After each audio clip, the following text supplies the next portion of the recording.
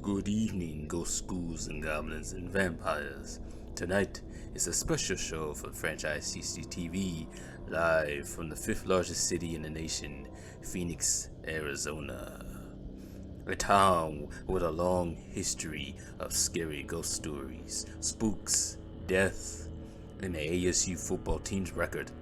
Well, maybe not the ASU team's football's record. But anyways, since its incorporation in 1881, the city has accumulated various stories around town, some scary, some creepy, and downright evil. So sit back and hear their terrible ghost stories coming out of Phoenix, Arizona.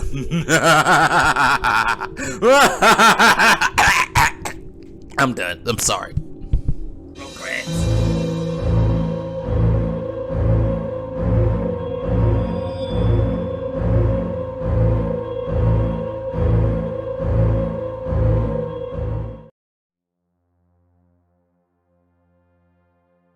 Mountains, 40 miles east of downtown Phoenix, located in Apache Junction, is the Superstition Mountains, a mountain range with various legends and spooks. The most famous, the legend of the Lost Dutchman Mine, a mine reportedly stored with vast Apache riches and gold guarded by the spirits of the dead. Many people have lost loved ones searching for the Lost Dutchman Mine, or the gold, or both. Gold fever once ran rampant in the Old West, particularly the state of Arizona. There was a German immigrant named Jacob Waltz, was said to discover the mine in the 19th century. He knew the location, but before he passed away, he gave the whereabouts to the mine to his caregiver on a map that she sold for $7.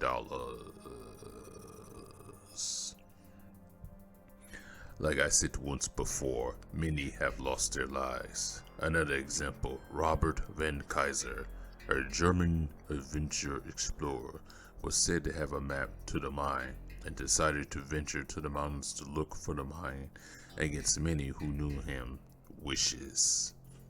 Already in the 1930s, the mountain range was already known for disappearances like the massacre known as the Pirata Massacre in 1848, when Apaches murdered a Mexican family named the Piratas on a routine expedition to the mine. After the Apaches buried the bodies of the family, the tribe would bury the gold inside the mine, creating the legend. But did Von Kaiser listen? No. He proceeded to find the gold, but he was never seen again until many years later, where his skull was found with 2 bullet holes in the back. Later on, the rest of the body was found, but the map gone forever. Who could have done it? Other explorers, or worse? Jesse Capin, who was obsessed with the mine. He was highly convinced he could find the mine, but disappeared in 2009. When investigators found his apartment, they discovered hundreds of books on the subject of the Lost Dutchman Mine. Volunteers found his remains 2 years later, wedged in the crevice 30 feet off the ground.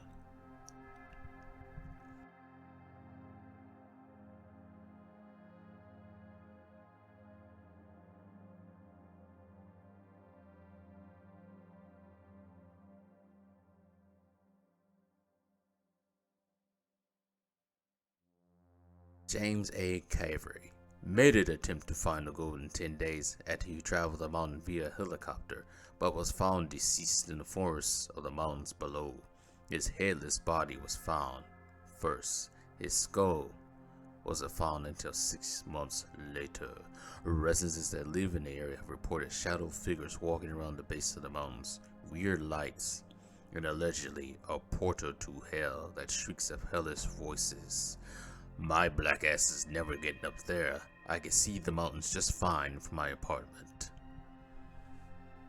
But that is the story of the Superstition Mountains.